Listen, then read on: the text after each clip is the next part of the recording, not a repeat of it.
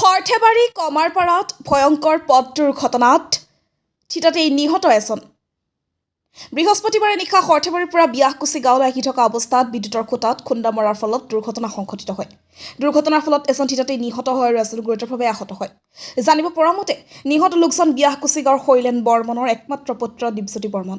AS15T6333 নম্বৰৰ বাইকেৰে নিশা সৰ্থেবাৰীৰ পৰা ঘৰলৈ আহি থকা সময়ত কামাৰপাৰাত বিদ্যুতৰ খুঁটাত খুন্দিওৱাৰ ফলত থিতাতেই নিহত হয়। তেখেতৰ মৃত্যুত অঞ্চলজুৰি শোকৰ ছাপ বিৰাজ কৰিছে। চেঙাৰ পৰা লাচিত বায়নৰ report, north east frontier news. আমাৰ পৰা গাঁও বিয়াকুচিৰ ল'ৰা সুমন বৰ্মন তাৰমানে আহি আছিল বইনাগুচিৰ পৰা।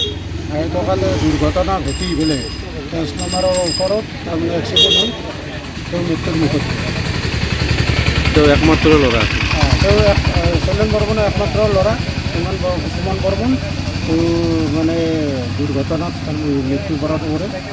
মেডিকেল ট্ৰিটমেণ্ট চলি আছে বৰ্তমান। তেওঁ আপোনাৰ কি হয়? তেওঁ সুস্থ। তেওঁ কি হয় আপোনাৰ? সুমন মোৰ ভতিজা ল'ৰা। মানে ক'ব লগা কথা, এতিয়া এক্সিডেণ্টবিলাক হ'ব নালাগে আৰু ধৰা যিকোনো প্ৰজন্ম আজিকালি আহি আছে, সেই প্ৰজন্মবিলাকে সাৱধান ৰাখি পেলাই গাড়ী মটৰ চলাব লাগে, দুৰ্ঘটনাবিলাক হ'ব নালাগে। তেওঁৰ বয়স কিমান আছিল? 23 বছৰ বৰ্তমান। 23 বছৰ। তেওঁলোকৰ সৰ্থেবাৰীৰ ফালৰ পৰা আহি আছিলে দুজন ল'ৰা।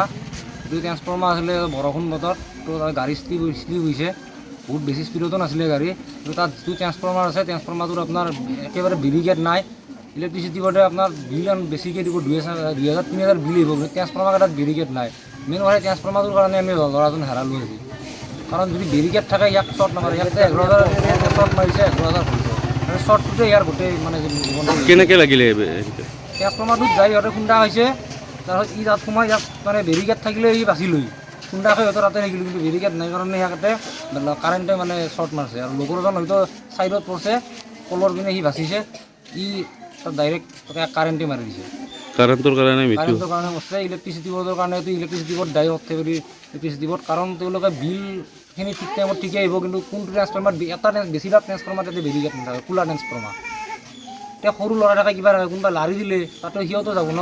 এইটো বাৰু বাইকত গৈছে, ল'ৰা হৈ এইবিলাক সৰু ল'ৰা, বাচ্ছা ল'ৰা লাৰি দিয়ে। ল'ৰাজনৰ নাম কি আছিল? যিজন ল'ৰা ঢুকাইছে দীপজ্যোতি বৰ্মন নাম। আমি বিয়াকুচিত সুমন বুলি জানে, এনে সুমন বড়োৱে ভাল ফুটবল খেলুৱৈ আছিল এজন। বিয়াকুচি ক্ৰীড়া সন্থাৰ ভাল ফুটবল খেলিছিলে।